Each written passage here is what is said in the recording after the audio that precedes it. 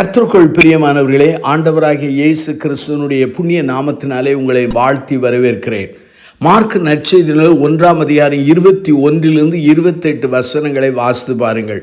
சாலமோனுடைய ஆலயம் அங்கு அழிக்கப்பட்ட பிற்பாடு இஸ்ரவேல் மக்கள் அல்லது யூதர்கள் பாபிலோனுக்கு சிறைபிடித்து கொண்டு போகப்படுகிறார்கள்.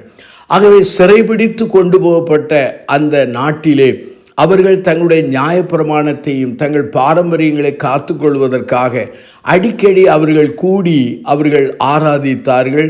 சில கட்டடங்களை கட்டி தொழுது கொண்டார்கள். ஆனால் சிறையிருப்புக்கு பிற்பாடு அவர்கள் திரும்பி வந்தபோது தங்கள் சொந்த நாட்டிலே தங்களுடைய பயனுக்காக வசதிக்காக அவர்கள் அடிக்கடி ஜெப ஆலயங்களை கட்டி அவர்கள் ஆராதித்தார்கள். 10 முதிர்ந்த ஆண்கள் இருந்தால் ஒரு ஜெப ஆலயத்தை கட்டிவிடலாம். இந்த ஜெப ஆலயமானது அங்கே உயர்ந்த கட்டடங்களிலே அது காணப்படும், அல்லாவிட்டால் உயர்ந்த இடங்களிலே அது கட்டப்படும். இங்கு சங்கீதம் வாசிக்கப்படும், திருமறை பகுதி வாசிக்கப்படும், செய்தி சொல்லப்படும், அங்கு கேள்விகள் கேட்கப்படும், சில அங்கே கலந்து உரையாடல்கள் காணப்படும். ஆண்டவராய் இயேசுவானவர் அடிக்கடி இந்த ஜெபாலயத்திலே சென்று பிரசங்கிப்பார். அந்த ஜெபாலயத்திலே சென்று பிரசங்கிக்கும் பொழுது அங்கே அவர் பிரசங்கித்து கொண்டிருக்கிற அந்த சூழ்நிலையிலே அல்லது அங்கே இருக்கிற சூழ்நிலையிலே ஒரு தடை அல்லது ஒரு குறுக்கீடு வருகிறது. அது யாரால் வந்தது என்றால் ஒரு அசுத்தாவி பிடித்த மனிதனால் வந்தது. இந்த பகுதியிலே 3 காரியங்கள் நான் சொல்ல விரும்புகிறேன். முதல் காரியம் என்ன? அந்த மனிதன் அங்கே வேத வசனத்தை வாசித்து பாருங்கள். அசுத்தாவி பிடித்த ஒரு மனிதன். இவன் ஏற்கனவே தொடர்ந்து அங்கே ஜெபாலயத்திலே ஆராதிக்கிறவன். ஆனால் அவனுக்குள் இருக்கிற அசுத்தாவியினுடைய காரியங்கள் வெளிப்படவில்லை. ஆனால் ஆண்டவர் வந்தபோது அவருடைய பரிசுத்தத்தினாலும் அவருடைய வல்லமையினாலும் அந்த அசுத்தாவியானது ஆண்டவராய் இயேசுவை அடையாளம் கண்டுகொண்டு ஆண்டவரை குறித்து அறிக்கையிடுகிறது. அருமையானுள்ளே, இந்த சூழ்நிலையிலே ஜனங்கள் ஆண்டவரை மேசியா என்று விசுவாசித்து அறிக்கை செய்யவில்லை. ஆனால் அசுத்தாவியானது அறிக்கை செய்கிறது. இரண்டாவது, நம்முடைய ஆண்டவராய் இயேசுவானவர் அந்த மனிதனை பார்த்து, அந்த மனிதனுக்குள்ளே இருக்கிற அசுத்தாவியை பார்த்து, நீ பேசாமல் இவனை விட்டு புறப்பட்டு போய் என்று அதை அதட்டினார். அருமையானுள்ளே, அசுத்தாவினால் வருகிற இந்த அறிக்கையை அல்லது ஆண்டவர் ஏற்றுக்கொள்வதில்லை. ஆண்டவர் எதை ஏற்றுக்கொள்கிறார்? மனம் திரும்பி அர்ப்பணித்து வாழுகிற மனிதன் ஆண்டவராய் இயேசுவை குறித்து அறிக்கை செய்வானால் அதை ஏற்றுக்கொள்கிறார். ஆனால் இங்கே இந்த அசுத்தாவி கொடுக்கிற அறிக்கை ஏற்றுக்கொள்ளாதபடி அதட்டுகிறார்.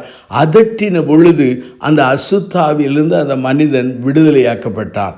அருமையான என் சகோதர சகோதரிகளே, பிசாசின் மேலே நம்முடைய ஆண்டவராய் இயேசுவுக்கு வல்லமை உண்டு, அதிகாரம் உண்டு. நம் ஆண்டவருடைய வார்த்தை எப்படிப்பட்டது? பரிசுத்தமானது. நம்முடைய ஆண்டவராகிய இயேசுவின் வார்த்தை எப்படிப்பட்டது? விலை மதிக்க முடியாதது. அவருடைய வார்த்தை எப்படிப்பட்டது? வல்லமை உள்ளது. அவர் சொன்ன உடனே அசுத்தாவி அவனை விட்டு விலகியது. ஆகவே அந்த மனிதனை குறித்து சொன்னேன், அங்கு செயல்பட்ட நம்முடைய இரட்சகரை குறித்து சொன்னேன். மூன்றாவது, அங்கு இருக்கிற மக்கள் என்ன சொல்கிறார்கள், இந்த நிகழ்வை குறித்து அவர்கள் எவ்வாறு அதற்கு பிரதி பலனை அல்லது பிரதியாக எப்படி செயல்படுகிறார்கள். மார்க் நற்செய்தியில் 1 அதிகாரம் 27 பாருங்கள். எல்லாரும் ஆச்சரியப்பட்டு, இது என்ன, இந்த புதிய உபதேசம் எப்படிப்பட்டது? இவர் அதிகாரத்தோடு அசுத்தாவிகளுக்கு கட்டளையிடுகிறார், அவைகள் இவருக்கு கீழ்ப்படுகிறதே என்று தங்களுக்குள்ளே ஒருவர் சொல்லிக் கொண்டார்கள். இங்கே பாருங்கள், ஜனங்கள் இதை கண்டு ஆச்சரியப்படுகிறார்கள். இரண்டாவது, அவர்களுக்குள்ளே பல கேள்விகள் எழும்புகிறது.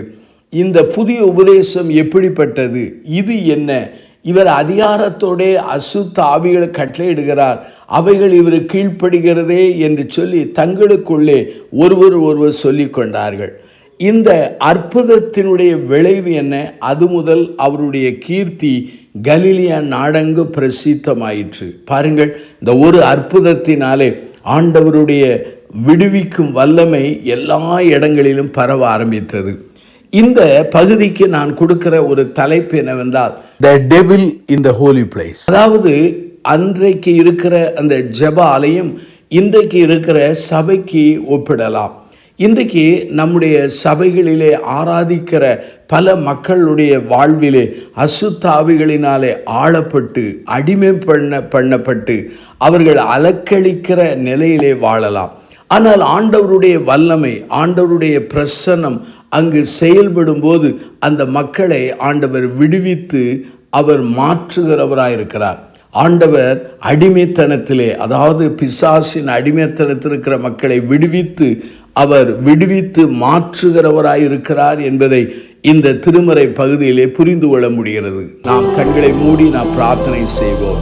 ஜீவனுள்ள பிதாவே, இந்த நல்ல நாளுக்காக நாங்கள் நன்றி சொல்கிறோம். இந்த செய்தியை கேட்ட ஒவ்வொரு மக்களையும் ஆசீர்வதித்து தாரும்.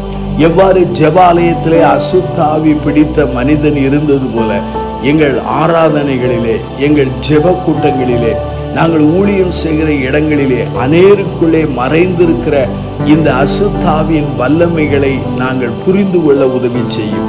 எங்களாலே அவர்களை விடுவிக்க முடியாது, ஆனால் உம்மால் விடுவிக்க முடியும் என்று சொல்லி அவர்களை உம்மண்டை கொண்டு வர எங்களுக்கு பலந்தாரும். எல்லாவற்றையும் இயேசுவின் மூலம் ஜெபிக்கிறோம் பிதாவே.